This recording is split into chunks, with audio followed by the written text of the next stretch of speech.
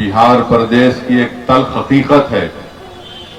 वो हकीकत ये है कि हर समाज का उनका एक नेता है, और अगर आप अपने नेता को बनाएंगे तो कोई नेता आसमान से आने वाला नहीं है, कोई नेता जमीन से निकलने वाला नहीं है।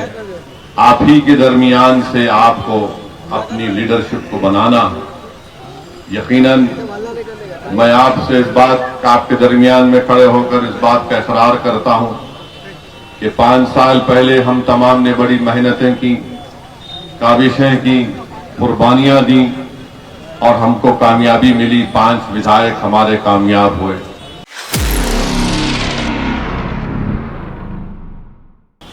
अपने हाथों से, अपने आंसुओं से, अपनी दुआओं से, अपने खून पसीने से आप अपनी लीडरशिप को नहीं बनाएंगे, आपके ख्वाब मुकम्मल नहीं होने वाले हैं। हमारे ख्वाब उसी वक्त मुकम्मल हो सकते हैं जब हम अपनी एक लीडरशिप को बनाएंगे। याद रखिए, बिहार प्रदेश की एक तल्ख हकीकत है।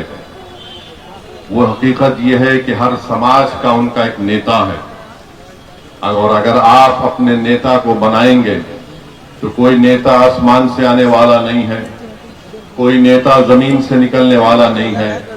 आप ही के दरमियान से आपको अपनी लीडरशिप को बनाना है। यकीनन मैं आपसे इस बात आपके दरमियान में खड़े होकर इस बात का इकरार करता हूं कि 5 साल पहले हम तमाम ने बड़ी मेहनतें की, काविशें की, कुर्बानियां दी और हमको कामयाबी मिली। 5 विधायक हमारे कामयाब हुए।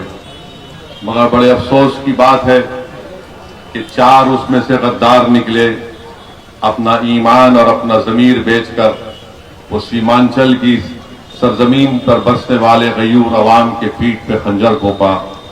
मगर वो लोग ये भूल गए कि हम अभी भी अपना बीज बो रहे हैं सरजमीन पर, और इंशाअल्लाह ताला वो बीज, उससे एक नई फसल तैयार होगी, जो मुझे यकीन है कि इंशाअल्लाह ताला न सिर्फ इस आने वाले विधानसभा के चुनाव में हम दोबारा अपने विधायक को कामयाब करेंगे, बल्कि इंशाअल्लाह ताला सुबह क़यामत तक यहाँ पर मजलिस इत्तेहादुल मुस्लिमीन ने जो लीडरशिप और नेता बनाने का काम शुरू किया है, वो हमको कामयाबी हर मरहले पर मिलेगी।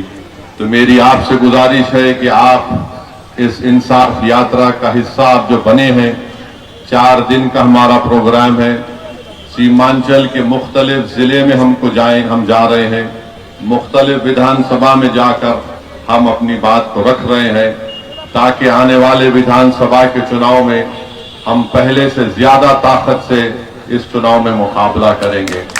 तो मेरे अजीज दोस्तों, बुजुर्गों, मैं एक बात आपको बताना जरूरी समझता हूं कि जब कभी भी ओवैसी सीमांचल को आता है तो एक हमारे जो मुखालिफ हैं, जो नहीं चाहते कि सीमांचल से इंसाफ हो, जो नहीं चाहते कि सीमांचल का नौजवान नेता बनकर उनकी आंख में आंख डालकर इंसाफ का मुतालबा कर सके, जो ये ताकतें नहीं चाहती कि हमेशा हमारी माँ और हमारे बुजुर्गों की आंखों में आंसू रहे, वो एक ही इल्जाम लगाते हैं कि मजलिस आएगी तो वोट कटेंगे।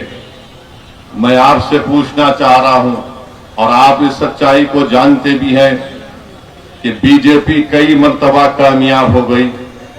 इसकी कामयाबी के पीछे किसका रोल रहा है? कौन बीजेपी को रोक नहीं पा रहा? पार्लियामेंट के चुनाव हुए, मजलिस ने कितने पार्लियामेंट की सीट पर इलेक्शन लड़ा?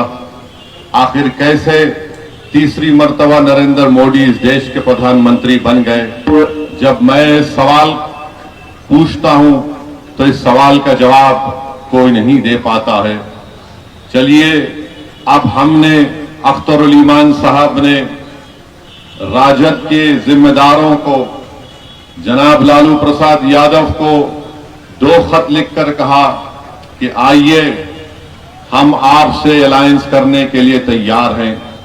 आप अंदाजा लगाइए कि कितना सख्त और तकलीफदेह बात और फैसला हमने लिया था कि जिस पार्टी ने हमारे 4 विधायकों उन बेईमानों को खरीद लिया, उसके बावजूद भी हमने कहा कि आइए भाजपा को रोकते हैं।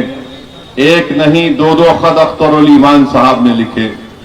फिर एक यहां पर लीडर ऑपोजिशन तेजस्वी यादव को भी लेटर लिखा और अख्तर उल ईमान ने लिखकर कहा कि हमको सिर्फ 6 सीट दे दीजिए, अगर आपकी हुकूमत बनती है तो हमको मंत्री का पोस्ट मत दीजिए, हम सिर्फ इतना चाहते हैं कि आप बीजेपी को रोकिए, फिरका परस्ती को खत्म करिए और सीमांचल के इंसाफ के लिए संविधान में जो आर्टिकल है उस आर्टिकल के तहत सीमांचल में एक डेवलपमेंट काउंसिल बनाइए ताकि यहां की सरजमीन पर बसने वालों को इंसाफ मिल